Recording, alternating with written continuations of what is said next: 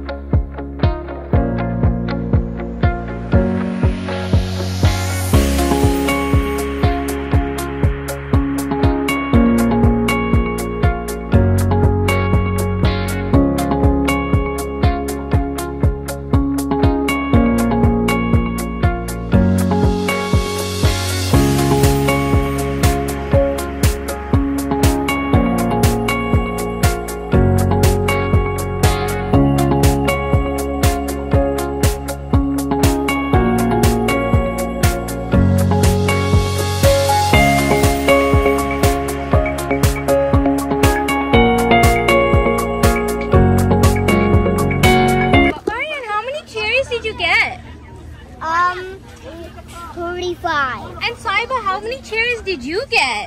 I get 10. I think you got more than 10. I think you got like...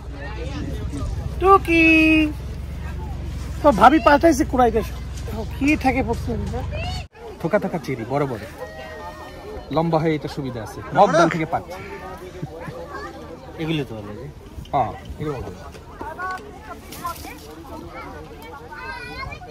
বড়গুলি লুকায় আছে।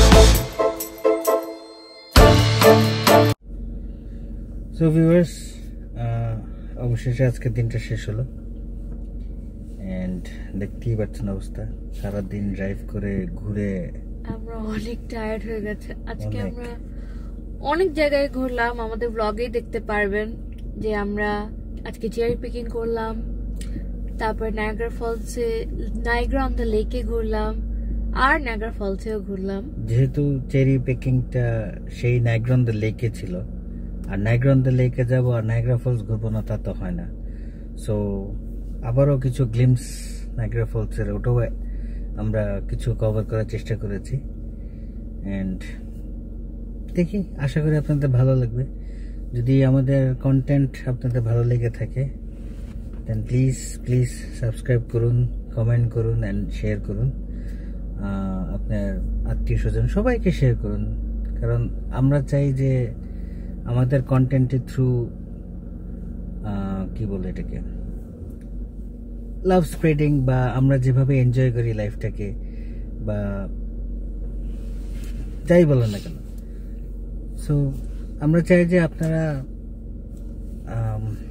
ক্যানাডার view, যেটা আমাদের লেন্সের থ্রু, যেটা আমরা বলি দ্য উড়াধুরাস ব্লগ, এটার মাধ্যমে আমরা ক্যানাডার ডে টু ডে লাইফ কিভাবে আমরা জীবনযাপন করি এখানে, বা লাইফস্টাইল ব্লগ বলতে পারেন, কনসার্ট ব্লগস বলতে পারেন, যা ইচ্ছা, বা আপনাদেরও যদি কোনো রিকোয়েস্ট থাকে প্লিজ আমাদের কমেন্ট করে জানান যে আমরা এই বিষয়ের যে কোনো বিষয়, বিএড কনসার্ট, বিএড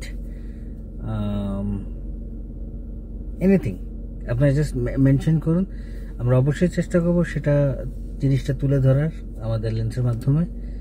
অ্যান্ড আবারও সেম, আমাদের পেজটাকে লাইক করুন, সাবস্ক্রাইব করুন, কমেন্ট করুন অ্যান্ড শেয়ার করুন। আজকে এখানেই বিদায় নিচ্ছি। আমি আসিফ, আমি দিশা, সাইনিং অফ।